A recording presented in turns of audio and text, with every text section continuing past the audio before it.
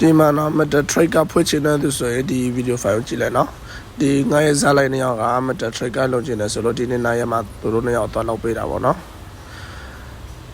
ဒီလိုမျိုး site တွေမှာဆိုရင်ပေါ့နော်ဒါမတ trade site ပေါ့ပြောရမယ်ဆိုရင်လေကိုဖွင့်ချင်တဲ့ကဆိုရင်ဒီလိုမျိုး site မှာသွားဖွင့်လို့ရတယ်အဓိက passport မူရင်းစီရမှာပေါ့နော်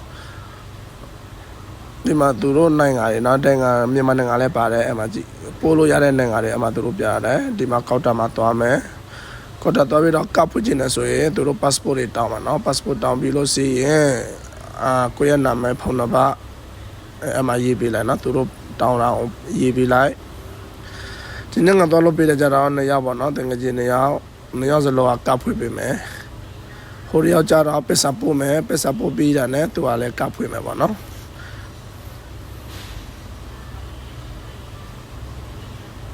မကြီးသူကလည်းဖောင်ဖြည့်ထားတယ်ဟိုဘက်တယောက်လည်းဖောင်ဖြည့်ရတယ်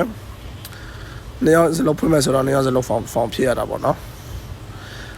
ဘာမှမလို့နော်အဓိက passport စီရပြီနော်ပြီးတော့သူတို့ရဲ့ setting ထဲမှာသူတို့အကလောလုပ်ပေးတယ်ကိုဝေရမယ့် setting ထဲမှာအကလောလုပ်ပေးတယ်ပေါ့နော်ကိုမမေဘန်ကတော့ public ဘန်ကတော့ every pay number 6လောက်ဟာလေဒီက pay number 6လောက်နဲ့ပေးတူလို့ရတယ်နော်ပြီးသွားပြီတမင်ပြစားကြမယ်ပြီးသွားပြီဆိုတော့နော်